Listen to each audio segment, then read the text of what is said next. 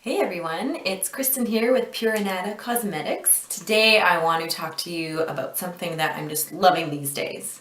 Here in Manitoba, where Pure Anada Cosmetics is made, our winters are really long and they're cold and they are dry. During summer we get a lot of humidity, but in winter it's just super dry. And so something I've just been loving is our tinted moisturizer. I'm going to do a bit of a tutorial on applying the tinted moisturizer and what it looks like on and that sort of thing, but before we start with that, I just want to talk to you about the container that our tinted moisturizer comes in.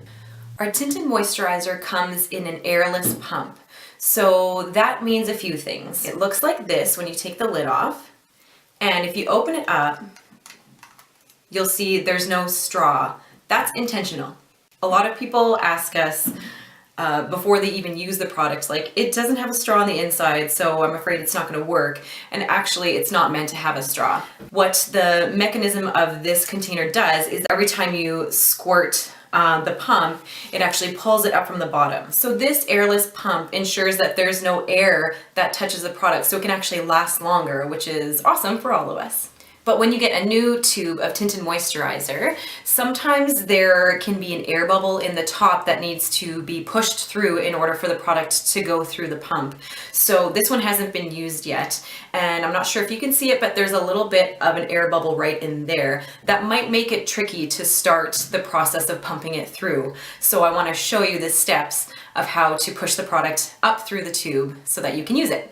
On very, very rare instances, it can actually be the pump that is defective, but seriously, like 99% of the time we can get the pump working. Just takes a little bit of persistence.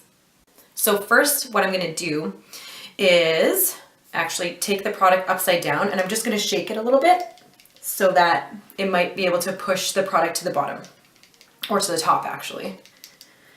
So then what you can do is actually, I hope I don't get it everywhere, squirt it while it's upside down to sort of use gravity to pull the product to the top. And actually I can feel it is working. So if you look, I'm just going to get this everywhere. Let's see how it goes. Yeah, so it started working. Sometimes that doesn't work. Sometimes that's not enough. So in cases where it's not enough just to pump it upside down to get it going, I'll take the lid and I'll just like hit it on my hand or on a table, some kind of hard surface. So like this. And then actually, yeah, now I can see that that air bubble is gone. So it's gone past that air bubble. Or you can hit it on a table if you need even more pressure. And then again, you would just take it upside down just to make sure that the gravity is pulling it. And voila, it comes out. So airless pumps are awesome because it pulls the product up, up, up all the way so that by the end you can actually get out all of the product. So you're not wasting any that's left at the bottom because your straw can't reach it. So that's the great thing about not having a straw and having an airless pump that pulls it from the bottom up to the top. It ensures that you get the most bang for your buck. So now I'm just going to switch over. This is a medium and I'm not that dark, so just to show you how to use the product, here's the light. So I'm just going to take a little bit in my hand, couple pumps, one or two, and I usually just kind of dab it on and then rub it in. You can apply it like this, or you can apply it with a brush. I'll usually just use my hands because I'm pretty much applying it just like how I would with a normal moisturizer. I usually don't put any on my eyelids just because it is a little bit, it's a moisturizer, it's a bit oily. And so I don't need any more oiliness on my eyelids. I don't want my eyeshadow to crease. And you just go down the neck a little bit too so that there aren't any lines. You don't want that line. So then just going, around the edges and just making sure there isn't any product left by the hairline, because that's not a very attractive look.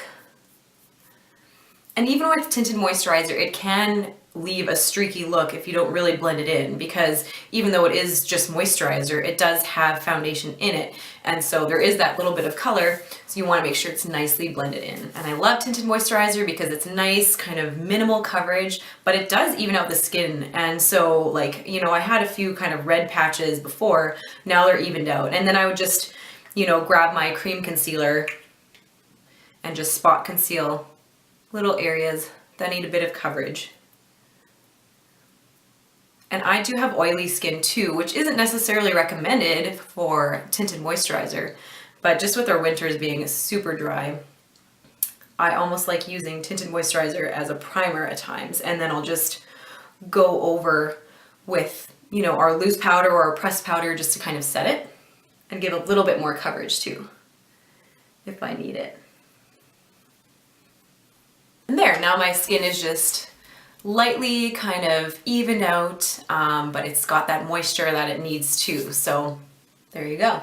So thanks so much for watching. I hope this answered all your questions about our airless pump. If you have dry skin, or if you have mature skin, or skin that doesn't need a lot of coverage but it needs a bit more moisture, definitely give our tinted moisturizer a try. It's awesome. Have a good day.